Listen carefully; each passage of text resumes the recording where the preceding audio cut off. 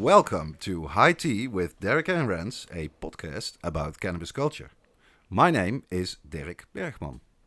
And my name is Rens Hoppenbrouwers. This episode again will be in English because we have our very first American guest on the show ever, the one and only Captain Hooter. Welcome, Captain. Hola, Hooter here. How are you guys? Thank you very much for coming down to the studio in Eindhoven today. We're going to talk about your book, about the Amsterdam coffee shops, your adventures as a cannabis cup judge, and your weekend bud reports on YouTube.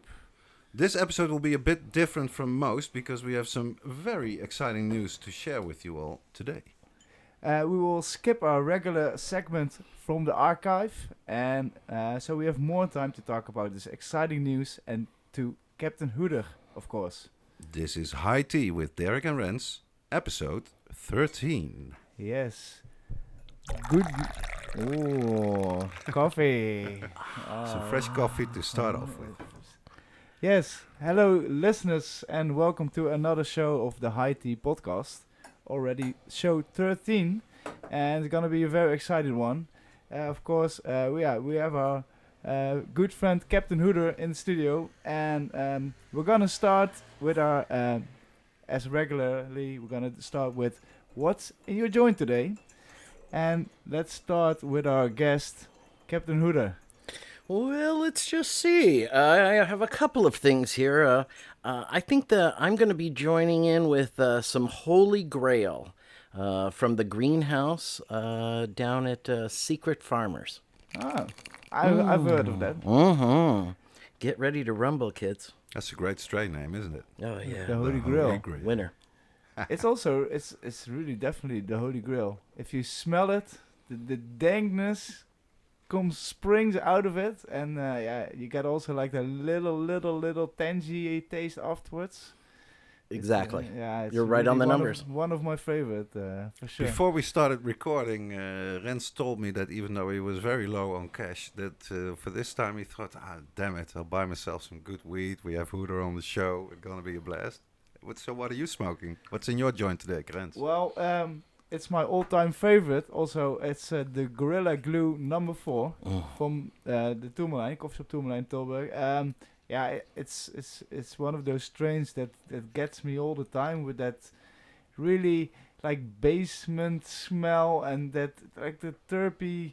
I don't know exactly how to explain it, but it really gets me every time, and I just really like to smoke it. It's quite an active weed, I always find. Yeah, the Gorilla Glue kind of strange. It's good for cleaning, good for having energy, good for that kind of thing. Good for doing podcasts, I hope, as well. Let's hope so. Yeah. And Derrick, what are you smoking today? Well, I'm actually smoking a present again today. Sometimes if I have a few plants, I give them away to people, as I did last year to somebody in Amsterdam, a dear old friend. Also a long-time volunteer at Cannabis Liberation Day, Anthony. So I met up with him at the last VOC meeting that we had last week at the Cannabis College in Amsterdam. Be sure to visit it if you haven't already. And he said, remember, Derrick, you gave me those plants last year, and they were great. I grew them outdoor. And he handed me 3 little baggies with the samples of the different strains, but he couldn't really remember, except for the citral that I also grew myself this year. Mm-hmm. He couldn't remember which strains it was, and I couldn't really remember which ones I gave to him. So this is like one of these mystery strains that I don't know what it is. It's outdoor grown in Amsterdam, and the genetics should be good, so I'm quite curious. Yeah, well, let's start with a little bit about Captain Hooter. Derrick. Yeah, I'll just read from the program brochure of the final Cannabis Liberation Day we had in Amsterdam in 2018, organized by the VOC, and among a very nice program, I can say, of speakers, we also had Captain Hooter, and he was introduced in the program brochure in this way. The American cannabis connoisseur and multi-year cannabis cup judge has been living in the Netherlands for 2 years. When a friend asked what the best coffee shop in Amsterdam is, he decided to visit and test all 167. The results of this unique fieldwork will be published in book form later this year as the Connoisseur's Guide to the Amsterdam Coffee Shops, which indeed it was published. It's a fantastic book. If you don't know it, get a hold of it, buy it. It's on Amazon, all different ways you can order it. So yeah, this is Captain Hooter. So maybe we can, from this introduction, go back Let's a bit. let's start with the beginning. Start in the beginning. Yeah, there you go. For everyone who doesn't know Captain Okay. Hooter, I'm very curious. When was the first time you get in touch with cannabis, or was smoking your first joint? God. Okay, so If I can ask.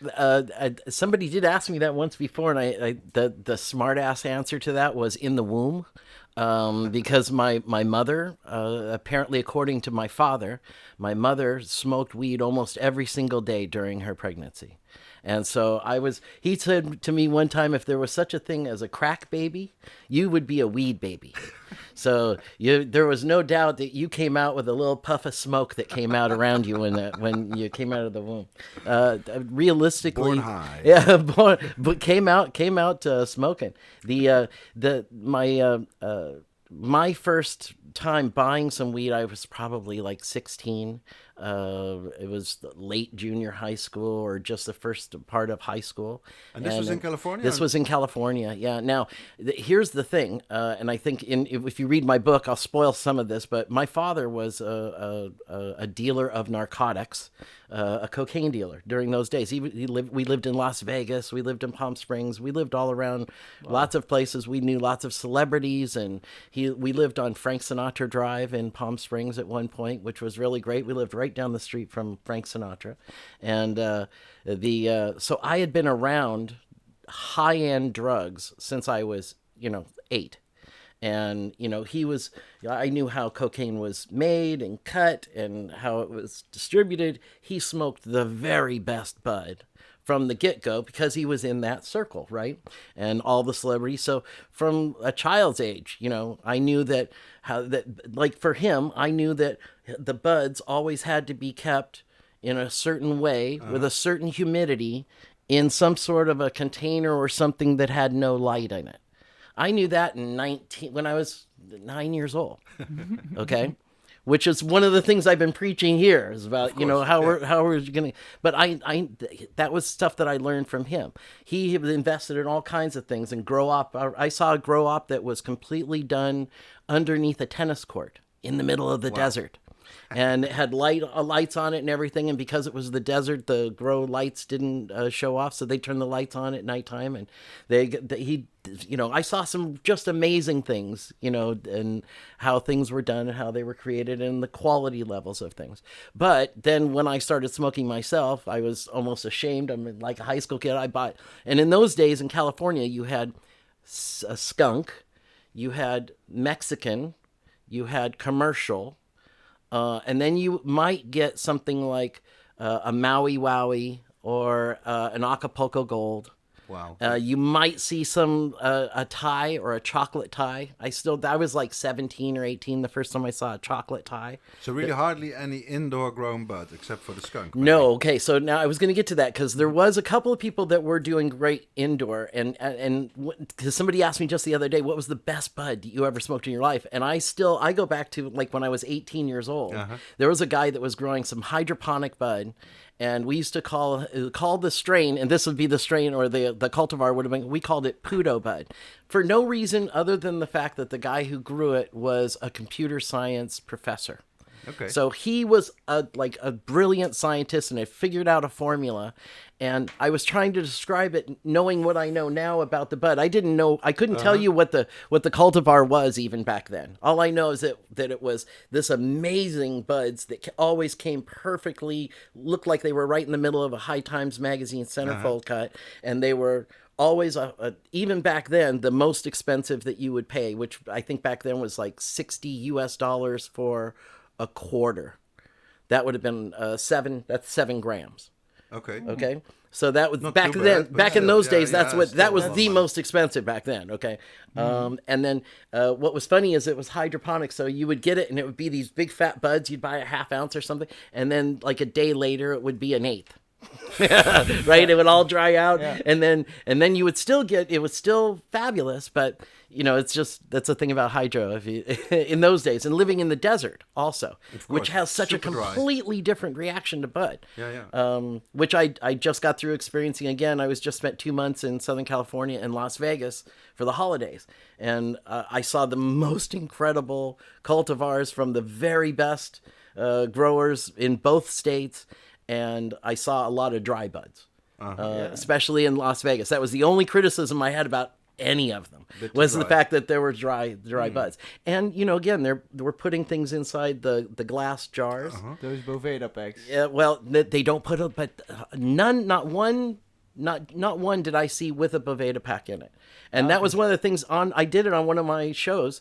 After being in Las Vegas for a week, I noticed that all of my buds were drying out immediately. So I went over to the Boveda booth, grabbed some of those 62s, put them inside each one of the containers, and it made all the difference in the world.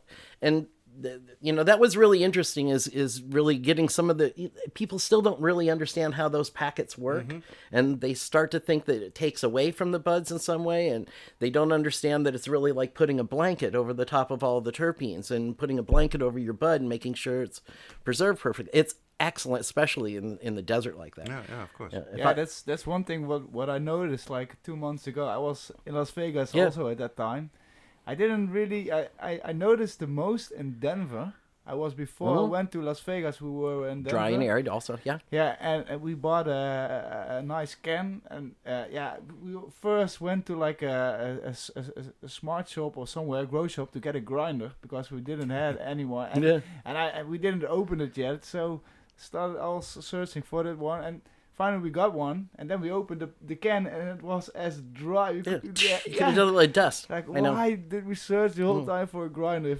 But that's happened. Here's the other thing, which is something that I think they're starting to see a little bit up in Canada as well. Is there's such an overstock of product everywhere right now, especially up in Canada, and where they're That's why it's also coming over, of course, here to the Dutch coffee shops, to Spain, maybe even, especially UK scene where they have a lot of California. I'll tell you, here's the Canadian thing: wheat. in California, where everything's regulated, and now it's done in such a way where I think I only saw one cultivar from one place that didn't have a pick date and an expiration, but a package date.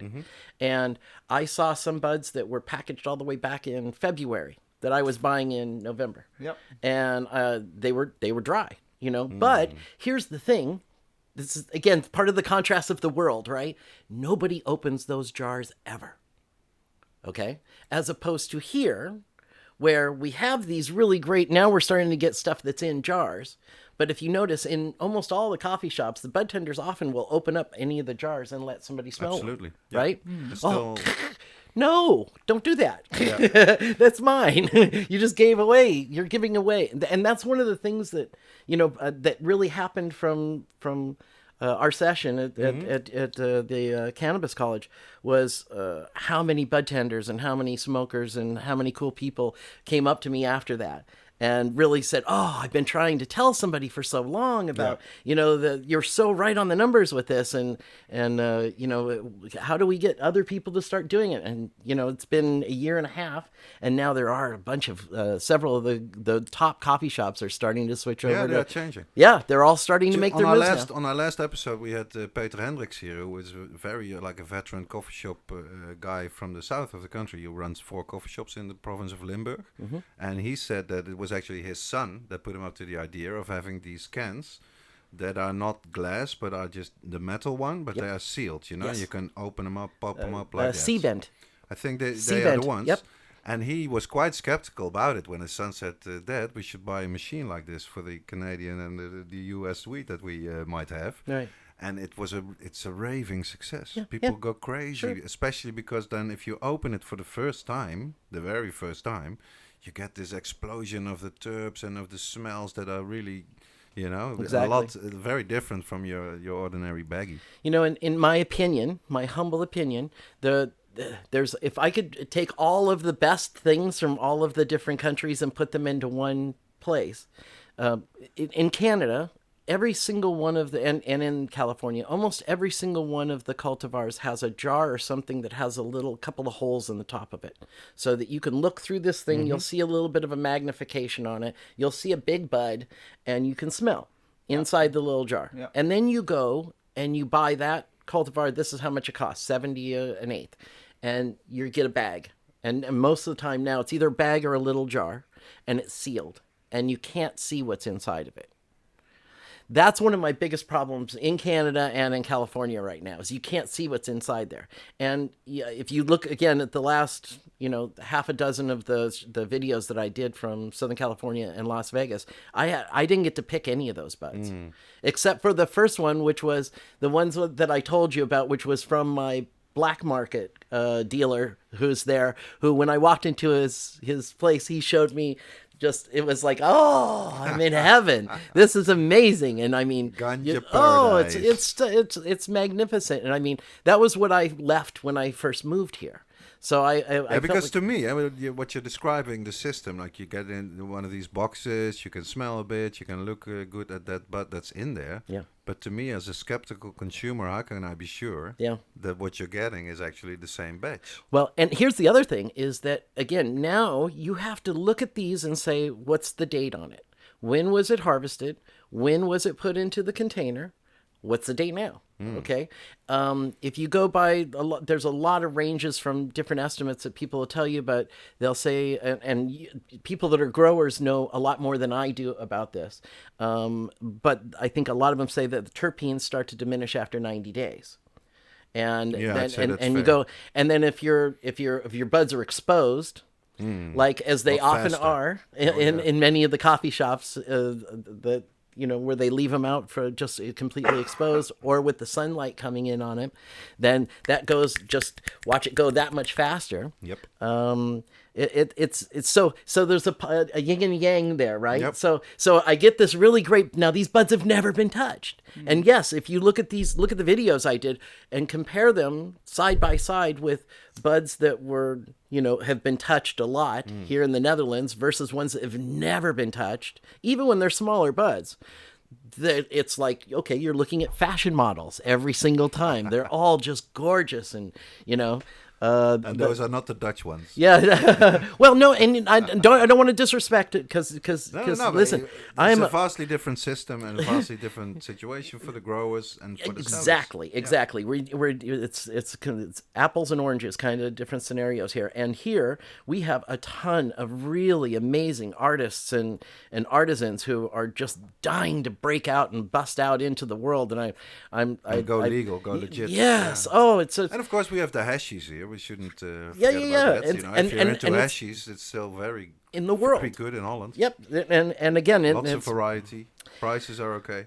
Absolutely. And you get to pick out the buds that you want. You can pick and choose as you want. That's what I've been doing for the last year. It's the greatest luxury that we have still, and a freedom that we have. Isn't that funny? Yeah. So make the most of it, people. Now that you still can. The meat proof is maybe coming. All this shit, the experiment, with the regulated growing. We might get into that later. But for those listeners who have been asking themselves, what will be this great, exciting news that these guys are talking about? Maybe we could switch over to this great news, and after that talk a bit more about the part where you go to Holland and the part where you decide to write this book, because I think that's all very interesting. Sure. But let's not draw it out too long and have the listeners wait to the very end before we announce this news. It's great news. Yes. Cannabis is coming home. Rens and myself, together with a small, very experienced and dedicated team, have been working over a year on this new project. It's called GROWLANDS. And GROWLANDS will be the first real cannabis and hemp fair in the Netherlands in 13 years. Because it was actually way back in 2007, a whole generation ago, that was the last time that people in Holland could actually visit, I'd say, a normal cannabis and hemp fair. Like here in Europe, Cannabis, Cannabis in Prague. Of course, we have lots of conventions like this in America. and in Canada, even in South America. So pretty much everywhere around the world you can visit a cannabis fair, but not in Holland. So this didn't sit well with us. Yeah, that's true. Yeah, like more than a year ago, I really got frustrated, I guess, because everywhere exactly in the world were like those very nice events, but not anymore in the Netherlands. And I've been working at the Cannabis Liberation Day as the market. How you say that in English? Market dude. The market maestro, Marketing manager. Market manager, and yeah, I've been working with all those companies talking a lot with companies, and after we had those successful 10th edition, I went to Derrick and I really said like we should like get our team together and our effort and our power, energy, to organize like a thing like Cannabis, but then like at our own way. And I think we really found a good partner with like the Jaarbeurs, because we're gonna do it. The venue is superb. We're gonna do it the 28th and 29th August this year in the Jaarbeurs in Utrecht. It's like a AAA location in the center of Holland. Very reachable for everyone with car, train. Yeah, it's right in the center. Yeah, it's walking distance from the station. Lots of parking spaces. Really, the perfect place to have any kind of convention. And they are super positive about the project, because like one of our ambitions with the fair with GROWLANDS is like to show the new face of cannabis, especially here in the Netherlands. So many people, they still have like these outdated views on what this plant has to offer. You know, if it's only in the coffee shop, it's only for young people, only for zonked out people, whatever. We are trying to show the whole picture, from CBD products to hemp clothing to any kind of thing you can imagine that you can see at all these cannabis fairs in Europe. So it's basically a lot of these products I think will be quite new for the visitors, the Dutch visitors to this event, because we haven't had a cannabis fair in 13 years. Yeah, and my dream is like to really organize like a smokers paradise, like not only smokers but cannabis consumers or cannabis enthusiasts. Really, everyone who's like a little aficionados. Aficionados. A part I of like that. Like the plants are really invited to come over and to check out. It'll be a gathering of the tribe, you know. We expect a lot of people also every year to Cannabis Liberation Day, of course, but it's such a broader thing, you know. Here in Holland now, anybody can walk into like a chemist shop and buy CBD oil, different CBD products. So the bad reputation that cannabis has gotten here in the Netherlands, I think it's really, really changing because of the medical, because of the CBD, because we finally have a government that's at least having an experiment, you know, with the coffee shops moving in the direction of legalization. So, it's really, we can only grow. And I must say the responses that we have from the industry and also from just the people in our own network has been, they have been very, very positive. They all think it's high time to do it now. 2020 is a perfect year to start. You know, we've pretty much are past the worst, also policy-wise. So many new companies, not only in the Netherlands but also outside in Europe. We could have a fair only with non-Dutch companies now. Whereas, of course, in the early days of these European events, it was 90% Dutch companies that had to move all the way to Barcelona or to Prague to showcase their products and to meet their consumers. Now they can just go to Utrecht and sleep in their own bed at night. We saw all those companies also like moving away to Spain and that's why our slogan is like cannabis comes home. We're gonna show the Netherlands and whole Europe how professional the Netherlands is with cannabis. And if I can just add, I think it's something that's so desperately needed. You know, it's one of the things that, you know, I was exhibiting at Cannabis last year, and you know, you feel the energy there. You actually feel the innovation that's taking place. You get a chance to see what other people are doing in other locations and how far along they are, or they might even be starting an idea that you wanted to be part of, that you could build off of. Yep. And I've seen so many. I mean, wow! Between MJ Biz and Cannabis and all of the rest of these, if you go to enough of these, you start to see all of the amazing amazing number of businesses and the number of opportunities that are out there. And that's why everybody is so excited. Yep. And because that hasn't been here, you also don't feel that same energy, I think, and it's desperately needed. I think it's just a fantastic idea. Well, thank you. Yeah. That's, So we're working super hard on that. The website is going live this week. Really, people can immediately buy tickets. We have very cheap entry fees because we believe everybody should be able to go there. You know, it's €7.50 for a day, €10 for 2 days if you buy in the pre-sale. So nobody, you know, you can't get a decent gram of weed for that price. You know, and you'd be in there all weekend. And with this early bird discount, you get like 2 tickets for the price as one. It's true. So you can bring your friend over For free. Yeah, for free together. And yeah, we're gonna bring a lot of nice things in it. Like also we got a little categories. We're gonna do some interactive things with the public. We'll have a game area. We'll have a wellness area. We'll have a full program with speakers, you know, masterclasses, workshops, and panel debates. We're working on a stand-up comedy program. So it'll be really exciting. You know, we're putting together all the energy, all the network that we built up over the years, you know, both Rens and me on different levels in a way, and some, of course, on the same level. But it's great, you know. There's so many new companies out there. We have the support from some like heritage brands. It'll be just great. And also what will be fantastic is our official paper is Mascotte, big rolling papers, which is in Holland really the #1 known rolling paper brand. And they have been behind us right from day one, from the start. One of the companies we went talking to early, because they are based actually here in Eindhoven. And they are very much on board with the project, with GROWLANDS, to have this fair, have it returned back to the Netherlands. Because really, without being too much of a nationalist, I would hate to sound like that. But if you look at it, if you look at the facts, it's a Dutch invention. The Cannabis Fair is really a Dutch invention. It started here already in 1992. So many years ago, with the first High Life fair that was connected to the High Life magazine, that is still the oldest magazine still running here in the Netherlands, is also one of our media partners for the GROWLANDS event.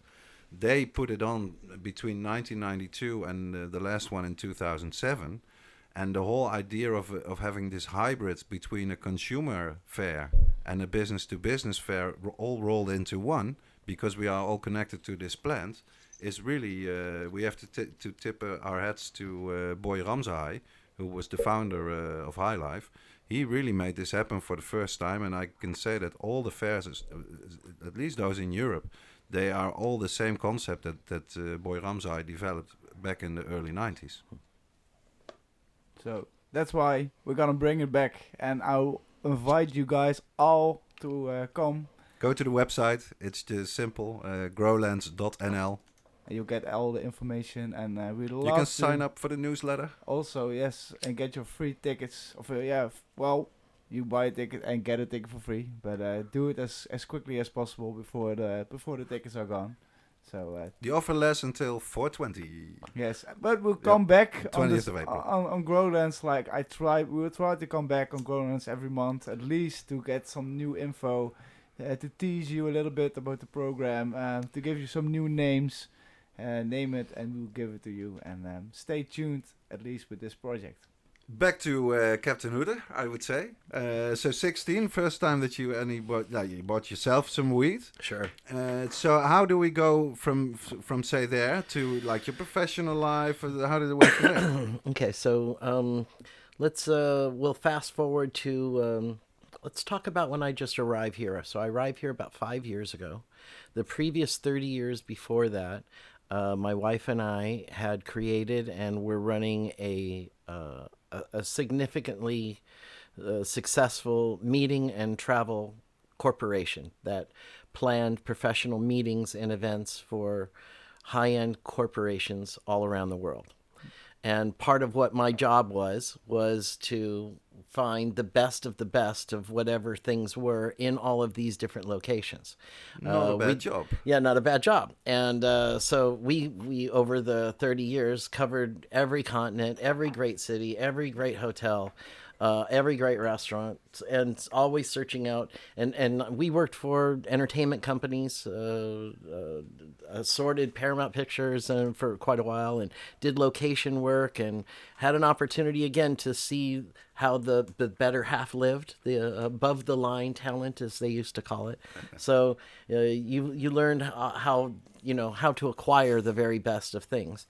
And so over the many years, I became very competent in the best wines, the best whiskeys, the best chocolates, the best beers, the best cheeses, the best hotels, the best, most romantic, the best tables to have at the best place. All of those little minuscule type of details. And so we do this for 30 years. And we decide my daughter goes away to college.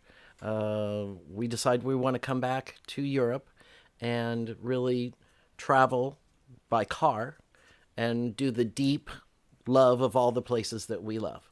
And so, not just fly in and do an event and then leave again, but come in and so it was a very easy pick coming in initially. We were coming to Amsterdam, and then just before we come here, some article came out that said Utrecht was the number 3 happiest place to live on the planet. It's a great city. Yeah, it's a great city. And so that's where we ended up landing. And so I'm there for like 6 months, getting reaccustomed to Europe and living here and all of the changes. And then my father passed away. And so I went back to the United States, and I'm there for like a month. And then I came back here, and I was trying to decide what I was going to do. And in the meantime, a really great house had just opened up on the Old Voorstraat in downtown Amsterdam in a building from 1665. Is a beautiful old building, and it's right on the front, right? And I'm right across the street, like catty corner from the greenhouse. Everything is right there. My favorite Chinese restaurant's right there. That's not Sea Palace. It's I forgot what that one is, but you know the ones I'm talking about. Yeah. The Domstrasse right there. Everything's right there. And like right after we moved in, my friend called me from Canada, and that's when he asked me, what's the best coffee shop? Now, in between those 30 years, I'd been coming here to Amsterdam, over and over and over again, and I had been going to all the Cannabis Cups, going back to 1995. So I was here with Ed Rosenthal was here, when Jack Herrera was here, with Chef Raw, Steve. The great years. Yeah. Oh God, it was Cup. amazing. Yeah. It was funny. I've been to quite a few. Okay, of those. quick. Fantastic. I don't want to go on too many side tangents, but just one this side is tangent. a good one. Oh God, it was so funny This is because a good one. you think about it, because I just read this really big report, and it was talking about cannabis smokers and how important it is that you realize that you do not need to hold your hit. When you take a hit, you can just hit the hit and blow it right out. You don't need to hold the hit. The longer you hold it, you're just adding to respiratory things, all these different things, right? So it was so funny because this just came out, and I went back to 1995, sitting on a floor. We're all on the floor because it was just this big giant room, and there's like probably 500 people from California. There's people from Washington. A lot of them were stoners or drug dealers that were just growers who were bringing their girlfriends there. And I'm already in my 40s at that point, or my late 30s. So I felt like I was old there. I'm sitting next to Chef Raw, and my wife is sitting next to Chef Raw. And Steve... Yeah. We have this bell. If there's a name or something that the listeners probably or might not know. So explain a bit about this character. Okay, Chef Raw? Yeah. Okay, so Chef Raw was in High Times magazine, and he was the chef, the first guy, I believe, who used to put out regular articles about cooking with cannabis. Yep. From the very get-go. And he had all kinds of different recipes and things that he did. And a very funny guy, too. He's a hilarious guy, and he comes across as being a Rasta. He's dreaded out, and he's a Rasta. And and he even used a kind of a sometimes had this Rasta thing, kind of an accent, but he was not Jamaican. which I found out later on, by the way. But I still remember the editor of High Times standing up. And Steve Hager, and he stood up, and this is way back then, and he says, "By the way, everybody, can I get your attention for just a few minutes?" I know, because the room was just covered with smoke, and it was he says, you could see about a meter. Oh yeah, no, it was just packed full. And he says, "Listen, I just wanted to make sure that you guys all know there's scientific studies that are out now that let you know that you don't need to hold your hits, man. You can just take it in and just let it out. You'll get just as high from that. You don't have to hold your hits, man."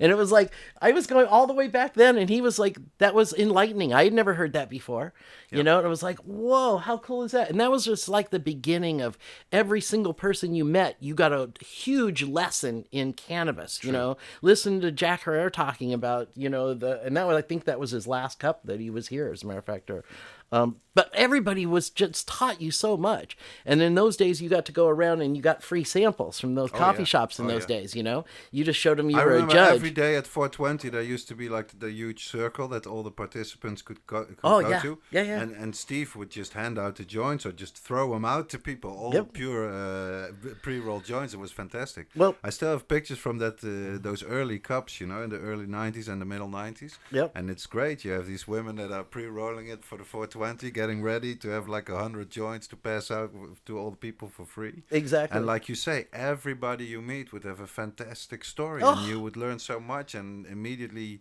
have social cannabis. Connect, because of course the plant helps a lot. You are smoking together, and that's really my love for cannabis events. I must say, has a lot to do with those early High Times cups. Absolutely.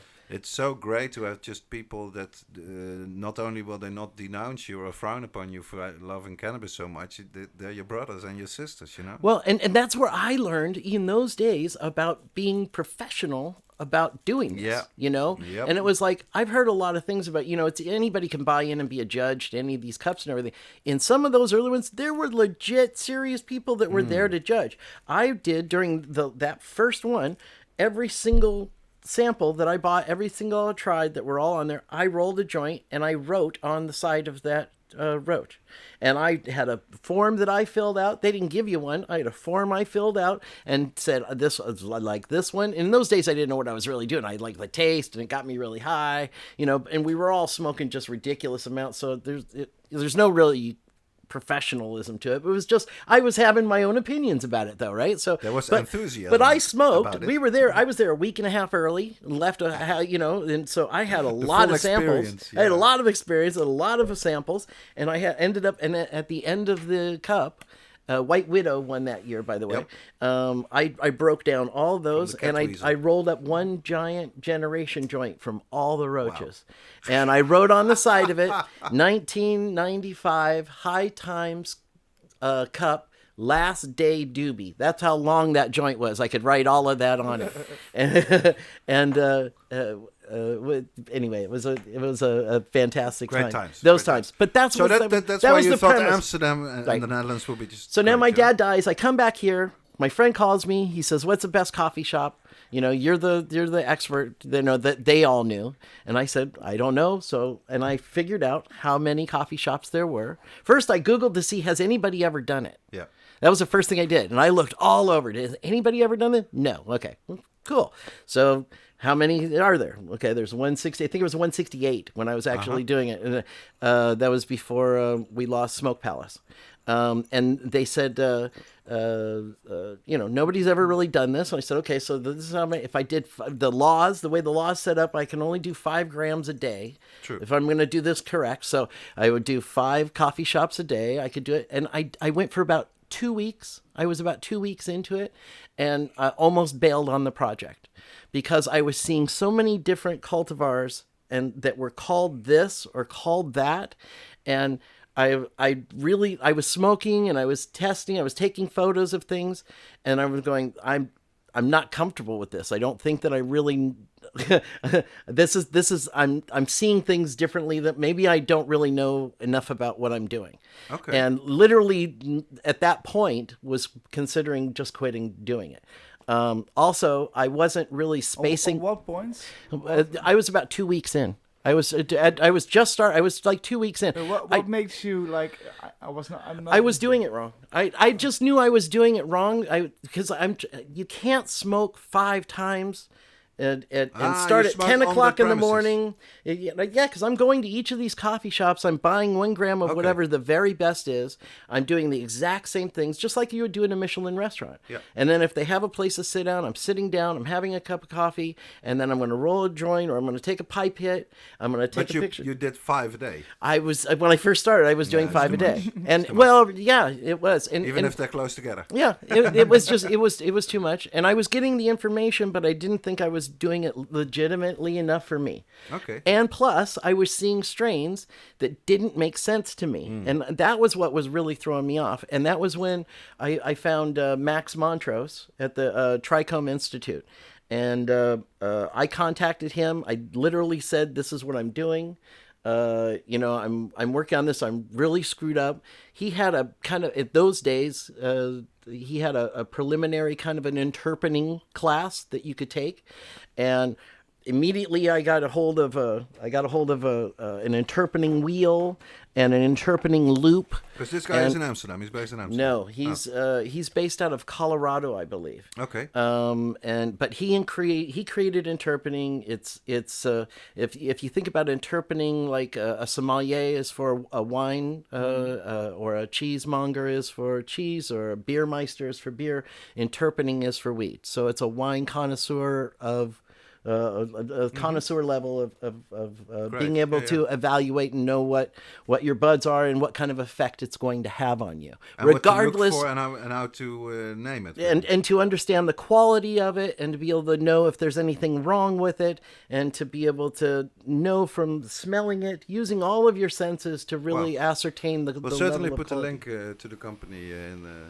Well, underneath and the I video. will actually give you a link, because they have a really great program, ambassador program, which I'm doing. I'm going to start doing some things, I think, in Amsterdam, where I'm going to do some wake and bakes and just have people come, and I'll kind of do a basic overview of what interpening is, and how do you smell a bud properly, and then they can go online. It's a very easy. I shouldn't say it's easy. It's if you're passionate about cannabis, and if you want to put yourself on a different level of understanding it, I think everybody that I've met in every country is an expert on cannabis, and every grower that I've met grows the very best weed that you've ever seen in your life. Yeah. We all have levels, and I met all them too. I am a humble student here. The guy who runs the place, and you can Google him, is Max Montrose. I call him the Obi-Wan Kenobi of weed. To me, him and Ed Rosenthal are my 2 most favorite people to sit and talk to. And Ed Rosenthal blows my mind every single time I sit with him. There's something completely different. He comes from another left field, and he is brilliant. Yeah. And Max Montrose is exactly the same way, in my opinion. And he created this program. He's from the beginning. The second that I learned enough about interpening to be able to really understand what I was looking at, changed the entire program, remotivated me for doing the whole book. I changed how I was doing it, so I would have breakfast. What did you change? Yeah. Oh, I changed how I would have breakfast in the morning first.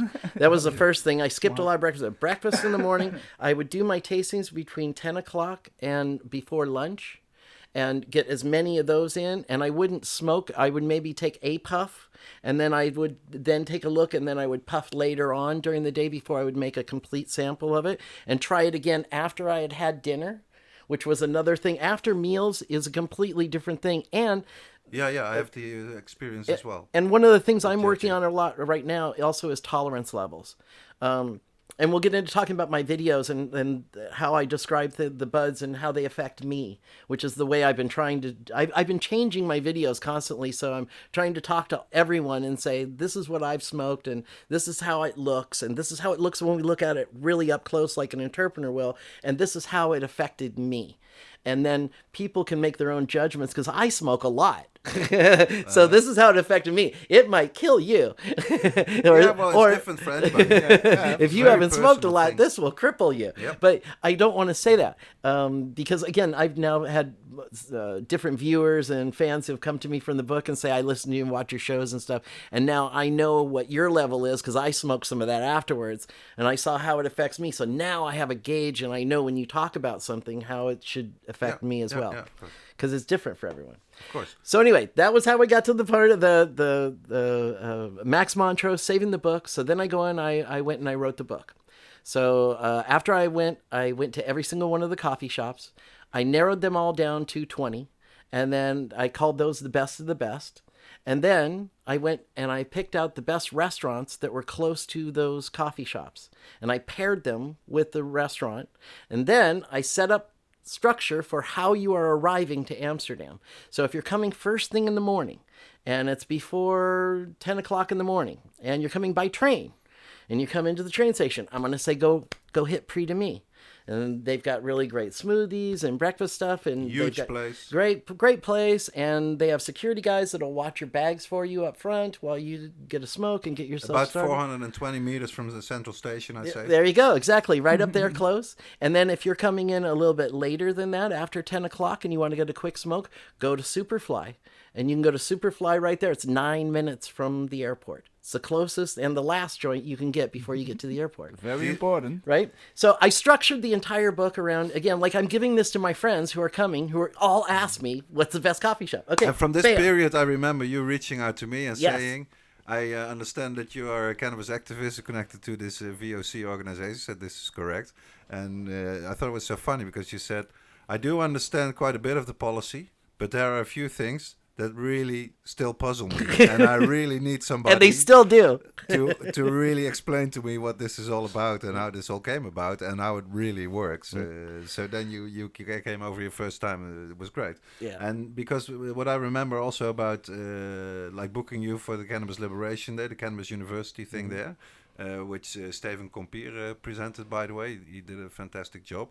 All these videos you can still find on the internet, all the Cannabis University videos of the last Cannabis Liberation Day, including the one with Captain Hooter, of course. But then the book wasn't out yet, I think. Eh? Yeah, no, it was just getting ready to come out at that point. And I remember a lot of people were coming for that session because we also wrote in the program brochure that you were quite critical of what you saw in all 160 plus coffee shops. Yeah. Can you tell us a bit about that? Yeah. Curious. It was, well, you know, I did it legit, you know, so I just went to every single place and I did the exact same things in every place. So, and I was rating it not just because of the quality of the bud, but also how clean the place was, how many bud options do they have? Are they friendly? Do they seem to care? And, you know, you could really tell as you spread out from the centrum, like the caring part. People care more as you left the centrum, you know, and as you started to go north, south, east, and west, then you start finding a lot more, I thought, a lot more friendlier folks overall. But the bottom line was that I was scared when I first walked in at how touchy everyone was with the cannabis. It was the first thing that really affected me, and I went, wow, I can't believe that I didn't recognize this before, because even in those days in California or in almost any other place up in Canada, anywhere else, nobody used their fingers, all of their fingers, to touch the cannabis. At that point already, those markets had evolved enough that they were treating the cannabis like it was a very valuable product. And it is. But I'll just give you, this is kind of like an interpening tip. I can always spot if somebody knows what they're talking about with weed by how they pick up a bud. You can always spot how somebody knows about anything about bud. If they reach right down there with all 5 fingers and grab that bud, they don't know anything about bud. If they go and they grab it with 2, if they can't find a stem or something to pick it up like a fragile, like it's a golden fairy, if they don't hold it up like that, that's somebody who knows what bud is right there, okay? Or somebody that goes like that. If they do it with some sort of care, concern.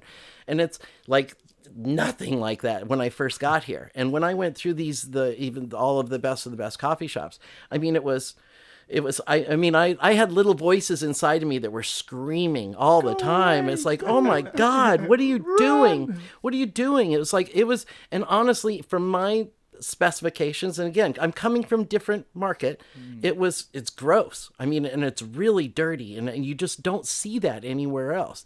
And even though you don't necessarily think of somebody's hands being dirty, it's not just that. It's every time that finger touches that bud, there are trichome heads that are all coming off of that bud. And every time that they pick up a bud to pick off that little tiny piece of stem off there, that 4 fingers have just ripped off all the trichomes off of there. Plus they picked it up and shook it a couple more times. So all of those trichomes go down into the little plastic bin where it accumulates around the edge of the thing. And that is the best part of what gets you high. And it drives me insane. It's like, what are you doing? And that, you know what I think, Captain, is that this really comes from, you have to know where the coffee shops came from. Yeah. And when they started, of course, in the early 70s, yes, there was hardly any weed. Yeah. The whole game was foreign hash. Yes. You had a big slab. Oh, yeah. Some people were innovative, like Mellow Yellow, Werner Browning. Oh, yeah. Having pre-packaged, little baggies where you had like 1 gram of that hash. Right. But to handle hash is a very different thing. Completely. To handling bud, of course. Sure. And the bud we had in those days, because I'm a veteran by now yes, as well. Yes. You would have some Colombia and some Thai. It was all brown, pressed together like brickweed. Yeah. Yeah, it's not. You ain't gonna do much harm to that. Commercial. You Yeah. know? Commercial. The Yeah. commercial Different. shit. Yeah. So everybody would just go for hash, and really the Dutch wheat, the native wheat, the indoor grown bud, it only came about in, say, the middle 90s and got popular really only starting in the early 90s. Right. So, yeah. Well, and I've lived here. That's why people were so used to, you just have a plastic box for it. You have a big chunk of hash in there. You get it out all the time. There's no problem. But of course, with buds, it's very different. But they don't know. Well, and I've lived here long enough now to understand all of the cultural aspects of it, and the importance of the how the whole element of picking the stems off of, and I get all of that now, and I understand it. I'm never going to agree with it. It's hard. It's hard. My father taught me a really great thing. He says, and I don't want to be critical, because he taught me something very valuable. He says, you can go to one of your friends sometime and you can tell him, have you ever had a great filet mignon steak? They're the best steaks you have ever had. They're tender. They're all these. But if your friend has only ever ate Big Mac hamburgers as being his meat his whole life, and that's all he's ever had, but they have it every Friday night and they're used to it and they love those Big Mac hamburgers, you can't tell anybody else that this filet mignon is better than the Big Mac until they actually have the Big Mac. And until they have the filet mignon, right? Yeah. Okay. And I totally get that. And it's one of the reasons though, especially from these bud reports that I've been doing. Okay, so let's backtrack, and this will lead nice into my bud reports. So after I wrote the book, I do the book. After I finished the book, what I did is I started doing a regular video series called The Weekend Bud Report. And what I would do is on Monday, I would go around, or Tuesdays, I would go around and I would randomly pick one of those 20 coffee shops. And they never knew which one it was. I would pick 5 of them. I would go in. I didn't care what the cultivar was, whether it was indica, sativa, hybrid, didn't matter. I would just see whatever they had in stock and what the most beautiful bud I could find out in the whole thing. So not price-wise? Doesn't matter. I'm looking for the most premium buds that I can find. Mostly I went for the highest price things, but I still, whatever the most beautiful bud I could find that was there at that moment. So then I'm bud hunting. So I would pick out 5 different buds. And then what I would do is I would take them home and I would shoot them from here. Then I spin them around. Then I shoot them from right here. Then I break them open with a microscope and I shoot them down to the trichome level.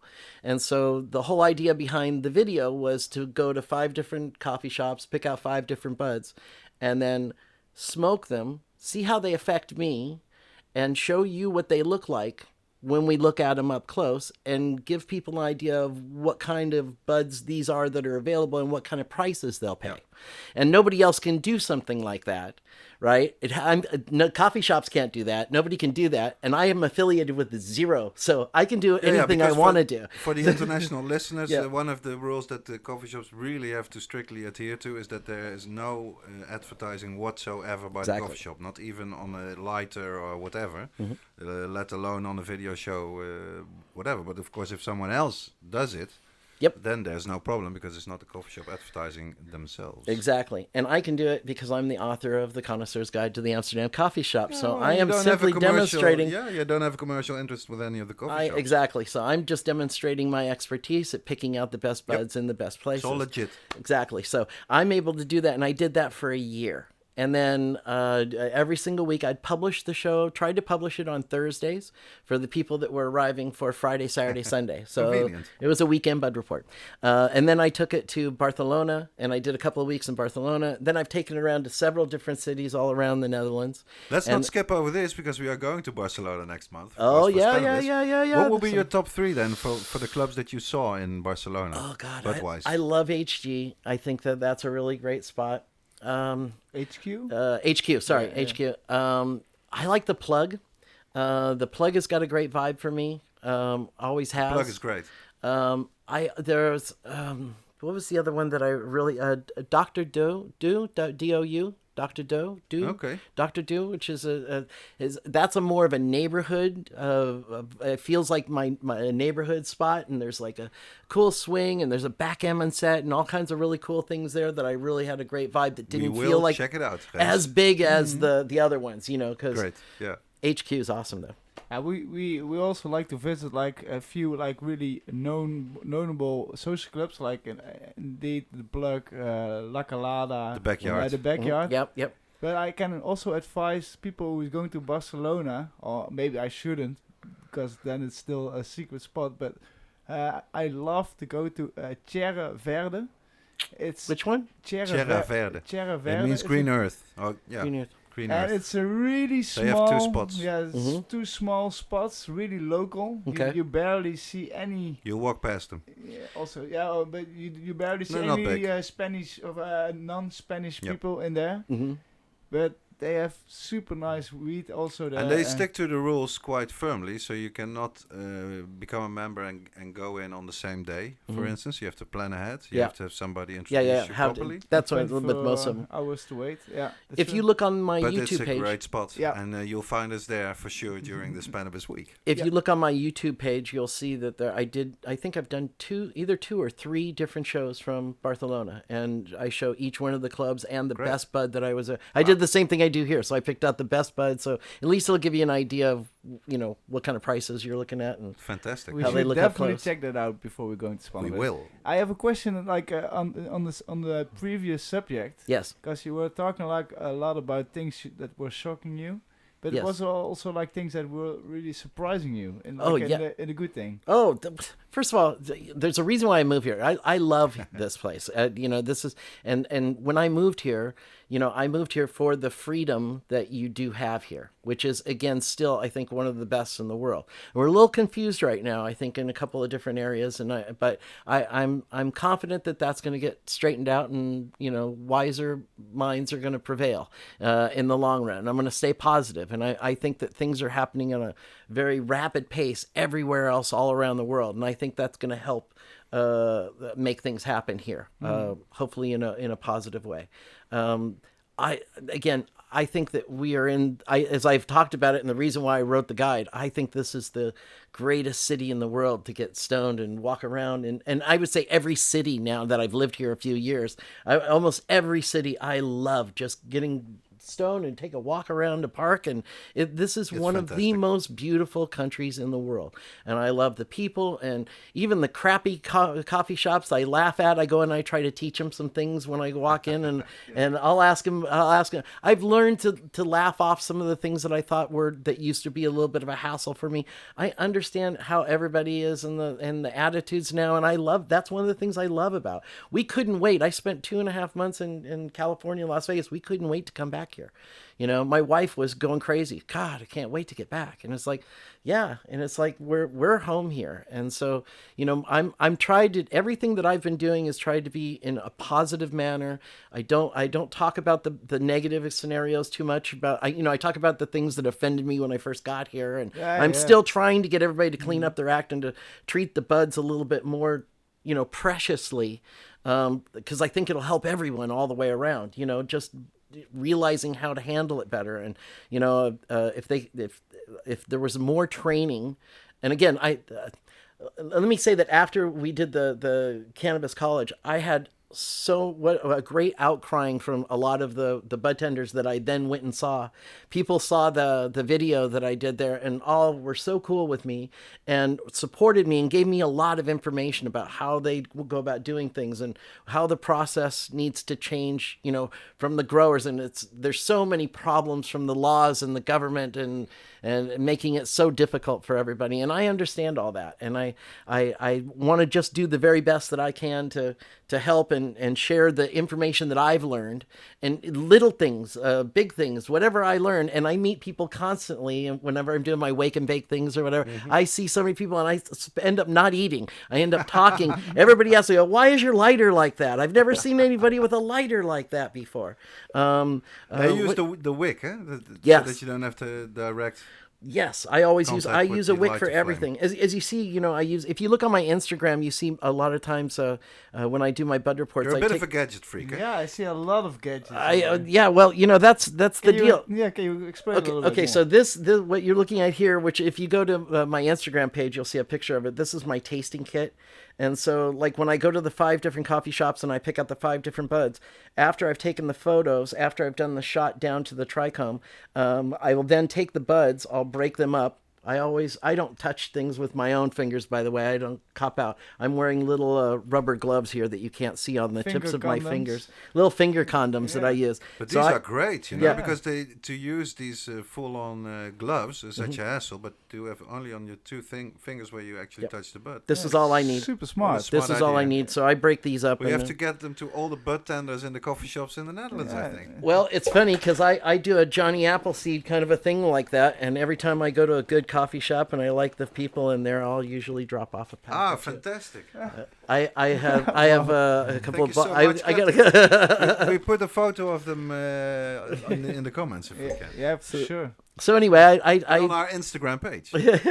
So I take samples of each of the buds and I put them into these Sneakatoke pipes, and then I start smoking them, and I lay them out based on different color structure. I'll know ahead of time before I put them in whether they're going to be sativa dominant or an indica dominant bud. So I put them in order of when I'm going to smoke them. So I smoke sativas in the morning, indicas at night, and I just line them up that way based upon how my day is going to go. Fantastic. And then I take notes on everything that I smoke, and then by Wednesday afternoon, usually I'll have tasted them all. I've had a chance to feel them, at least a couple of hits off each one, and I'll have some definite opinions about, you know, how it's affected me. And then I'll go and look at my pictures, and I'll go look at my videos, and then I will interpret them based on what I'm seeing. And again, I showed you the interpreting loop, and this breaks down everything and every possible. It's a real nice thing. Huh? And it'll give you an idea of, you know, how's the trim done, how's the aroma potency, how is the pistils, are they petite, moderate, or robust? So I can take a look and I know, and I have a guideline that tells me that what I'm looking at, regardless of what the name is. And that was the thing that was so important about the book in the first place, right? Yeah. So that's kind of the whole idea, and then fantastic. You know. Well, I have 2 more questions before we're going to wrap up with the listeners' responses. First is about your book, and the other one, let's start with the new book. But let's start with the other one. If you would have one advice to give to somebody who is really a novice in judging weed, you go into a coffee shop, and indeed in Holland you usually get the chance to just look at the buds before you buy them. What would be your single most important advice for people to look for? So I think that one of the things that is important is knowing tolerance levels. That's when I've been meeting a lot of new people. That one guy's read my book and he's brought 3 other people, and he might have 2 guys with him who never smoked before. So you have to know the tolerance level for everyone first, and then base the kind of choices that you're making about what you're going to smoke based on that tolerance level. That's one of the mistakes that I think maybe some people might make when they come here, is they'll come in and, if they're a rookie, they shouldn't be jumping right into the kosher kush, just right off the bat, unless you're ready to, So it would almost be better not to go for, say, the highest prices, but more in a moderate range, or maybe start with hash, or.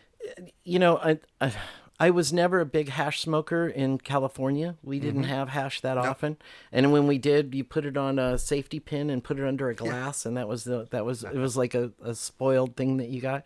I've learned a great deal about hash since I've come here, and I've been given a great education, and I think that again, that's one of the great specialties of this region that you have to really promote as much as possible, because if it's one thing that isn't a huge deal anywhere else, it is here, and it's such a wonderful opportunity. And one of the things, of course, with hash, if you talk about new people not having much experience with cannabis, it almost always has a higher CBD level than any kind of a weed strain that you can get. Sure. And so if you talk about any kind of a negative reaction to it, some paranoia, you probably won't get it with the hash, because there's a lot of CBD in there. Well, but maybe, if you can look or ask for specific strains with some extra CBD in there, more than average, that might also be good. Yeah, again, I think education is kind of the big deal here, on top of everything else. I mean, even with the rainbow cakes and stuff, I mean, a lot of people don't realize it's a completely different kind of a high. A lot of the newcomers that maybe, let me try this instead of this. Well, that's a completely different high than what you're going to get from over here.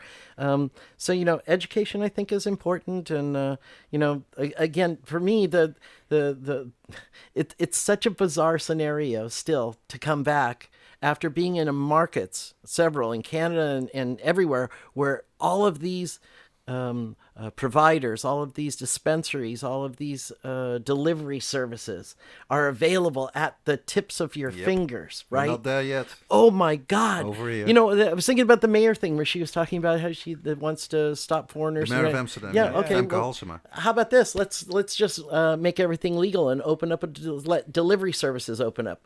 Watch how quickly you'll lose the traffic on all of those areas. Watch it go like that in no time at all.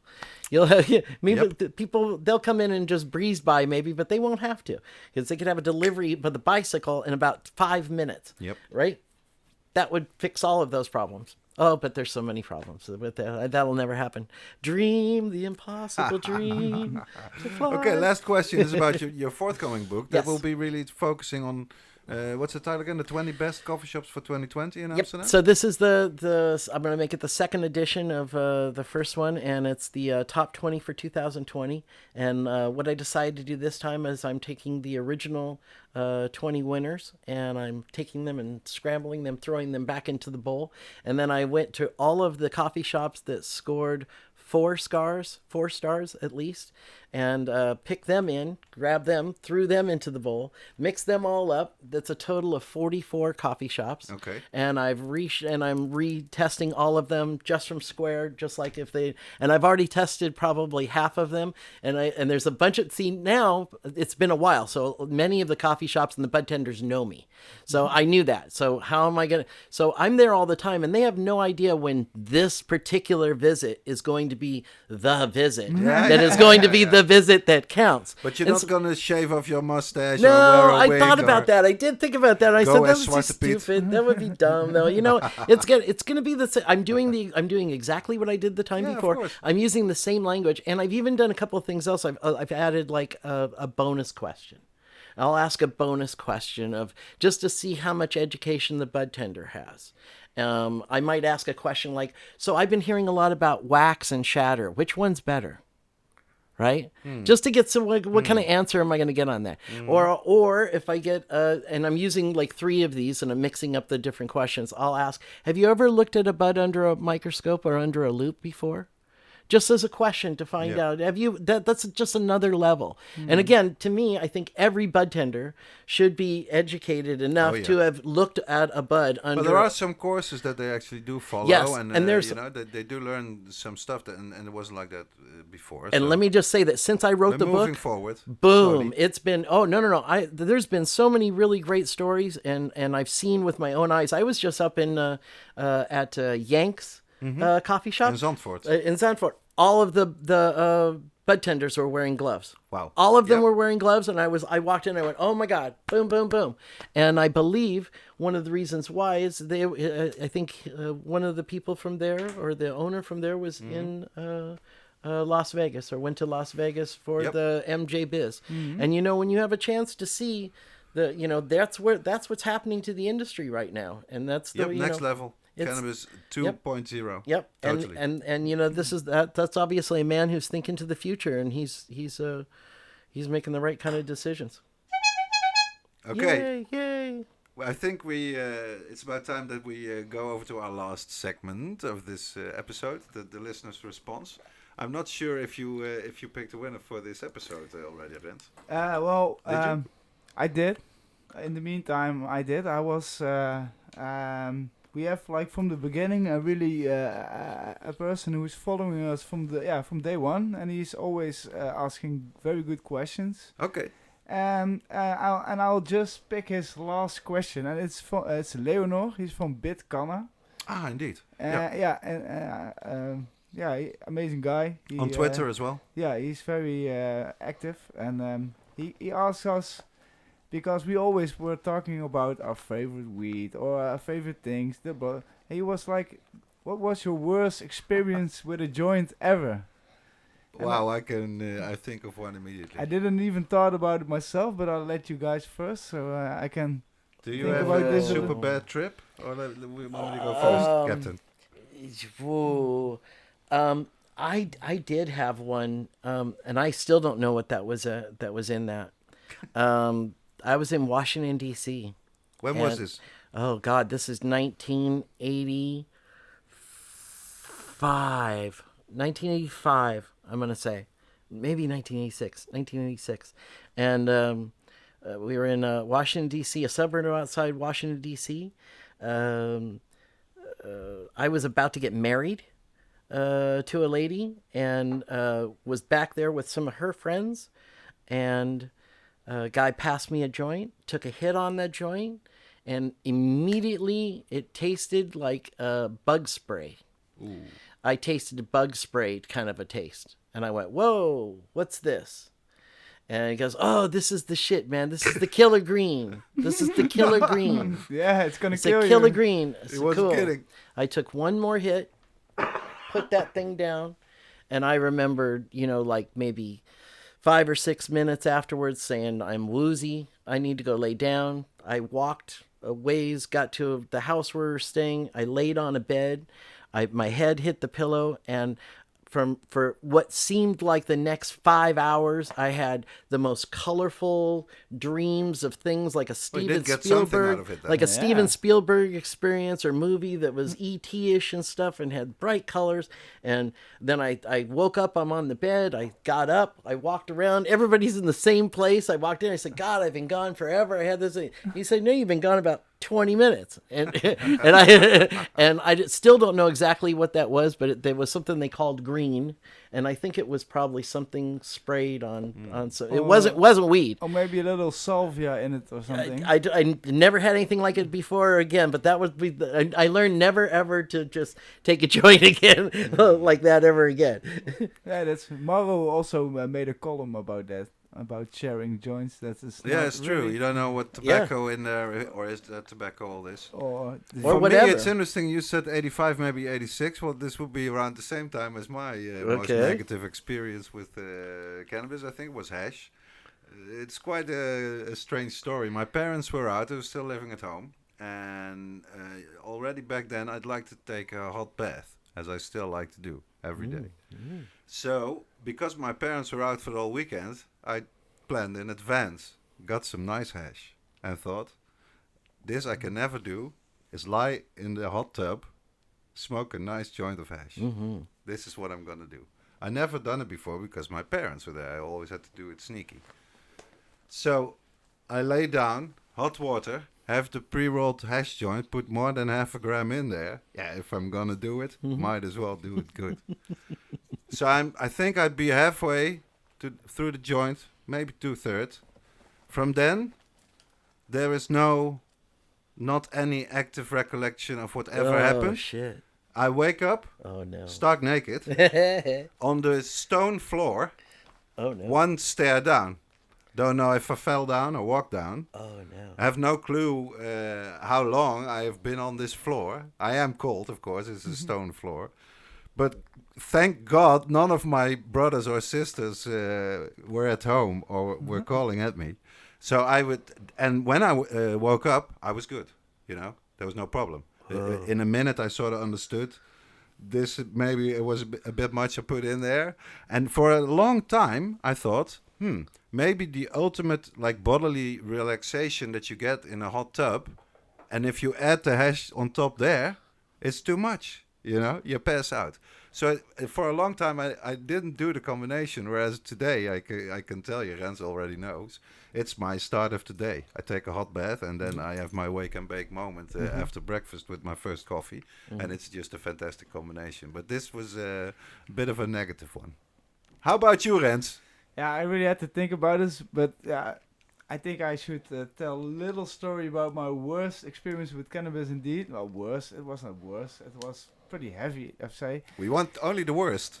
I was on a holiday with my ex-girlfriend, and we came home after a really long day of flying, and we flew in the night. How you say it? Fly? We flew. We flew in the night, and we already I was already wake up from 8 o'clock or something. So it was a really long day, and I came home around 6 o'clock in the morning, and my girlfriend at that time went to bed straightly, but I had a little jar with my autoflower that was dried and cured, and I was dedicated to smoke a little joint before I go to bed.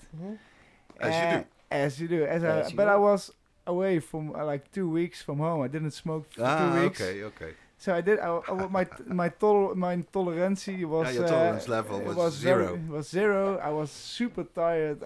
Everything was not really the best moment to roll a very big joint because I'm home. A real hooter. A real hooter. And that was the first moment I realized whoa, it's really affects your balance. Because at the moment I wanted to go to the bathroom, I just couldn't walk. I just fell down, and I was like, what? And really didn't realize what happening. Your girlfriend slept through it or what? Yeah, she didn't hear anything. But that's a good thing. Yeah, but I really had to crawl to the toilet. And then I like, okay, this is no fun. I go to bed. But that was my heaviest experience. And I never really had the experience after, because the day after I smoked the joint, it was good because it was so heavy. I was so tired. I had to go to sleep immediately, or at least eat something. Of course. But I didn't do anything. Sugary drink. Yeah, and that I learned some outdoor. Yeah, I'm glad I was home. I was alone. Yeah, of course. Nobody noticed. Yeah, but I learned the hard way. So. If only for this question by Leonor, nobody would ever know this experience that I had. But thank you for the question. You win the book. Yes. The great book by Steef Fleur. Humboldt GreenGold USA. Great pictures inside. Also some good information there. So we'll send one out to you, Leonor.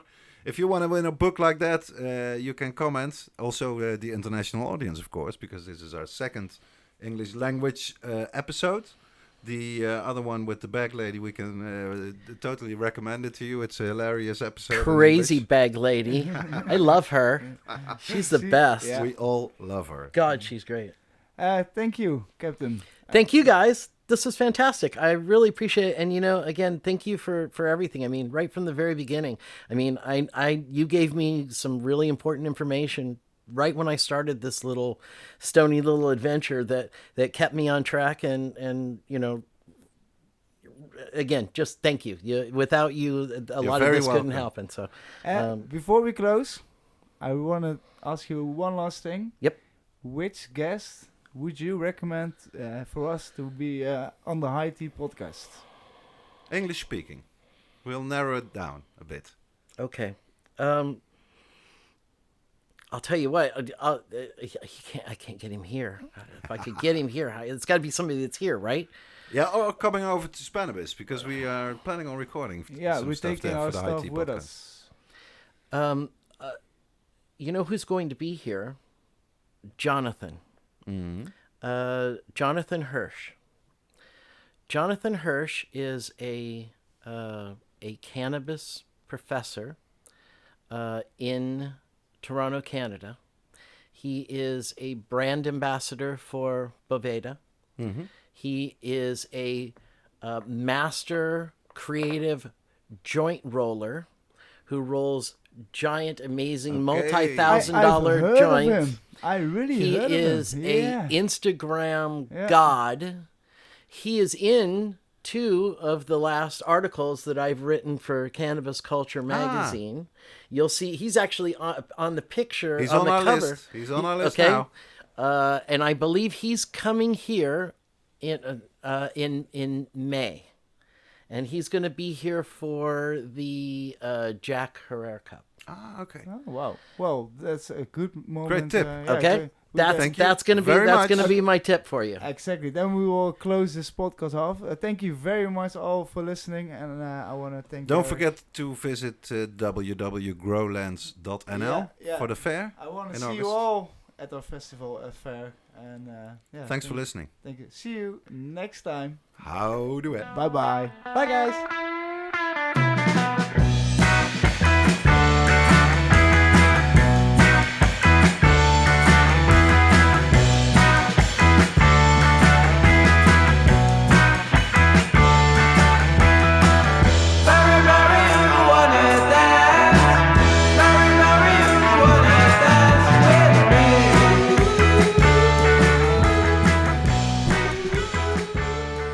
High Tea met Derrick en Rens wordt gemaakt door Derrick Bergman en Rens Hoppenbrouwers. Onze tune is Marijuana van Moon. Beluister de muziek via iTunes en Spotify. Volg High Tea op Instagram @Highteapotcast met een T. Ons mailadres is highteapodcast@gmail.com.